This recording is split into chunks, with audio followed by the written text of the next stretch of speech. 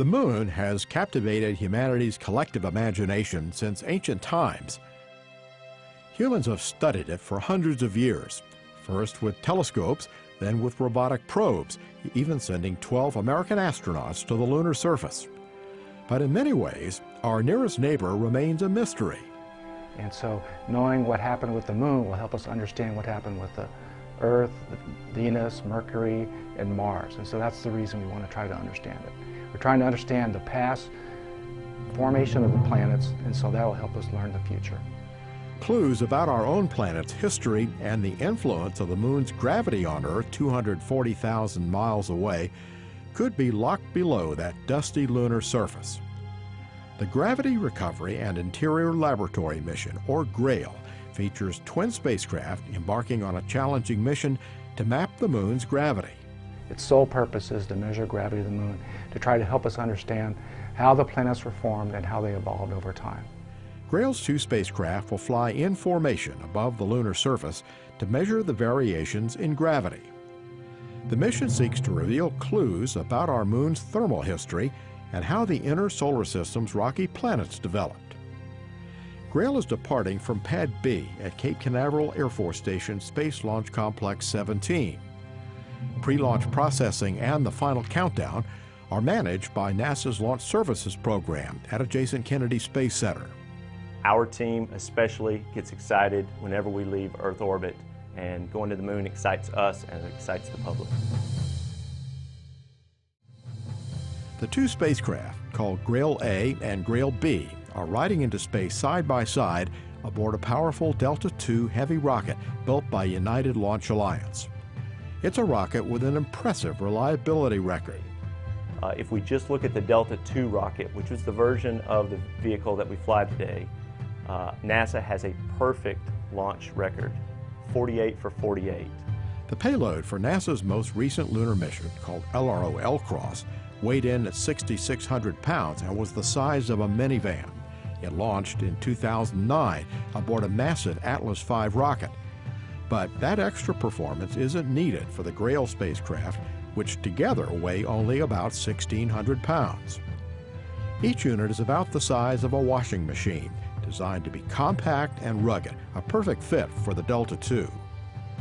Preparing two spacecraft adds an extra challenge to the team's workload, from environmental testing before launch all the way through the countdown. And then, for instance, on launch day, we have two dedicated teams, one to GRAIL A and one to GRAIL B, and they'll have to individually power up each spacecraft and go through their health checks and put the spacecraft in the proper configuration for launch. After the climb to orbit, the GRAIL spacecraft will be released from the launch vehicle one at a time as launch controllers and managers on the ground wait for news of spacecraft separation. So we will definitely wait to celebrate until both spacecraft are safe and on their translunar cruise to the moon.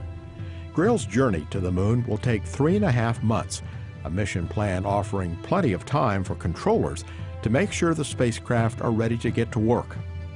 And regardless of when we launch, we're going to have a constant arrival date. So GRAIL A will arrive on New Year's Eve of 2011 and GRAIL B will arrive on New Year's Day of 2012. Each spacecraft will have to execute a critical 38-minute lunar orbit insertion burn to slide into lunar orbit. Then they'll spend the next 5 weeks reducing their orbit period and getting into formation. During the mission's 3-month science phase, the moon will rotate 3 times beneath the two GRAIL spacecraft as they calculate the gravity they encounter. One spacecraft will trail the other in orbit, and each will slow down or speed up in response to the changing gravitational pull from below.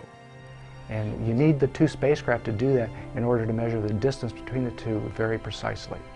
This data will allow scientists an unprecedented chance to study the gravity of the whole moon, including the far side facing away from Earth, and envision the moon's interior from crust to core.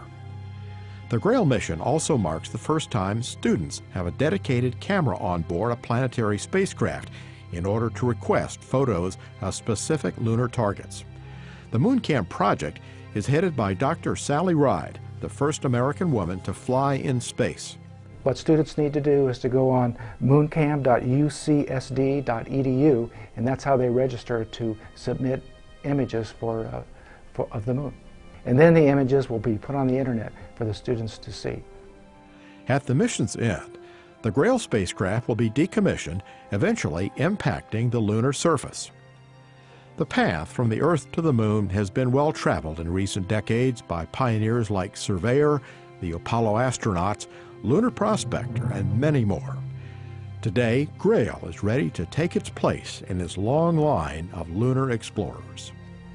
The moment I'm looking forward to is when we finally get information flying and we're really ready to start taking science data for the mission.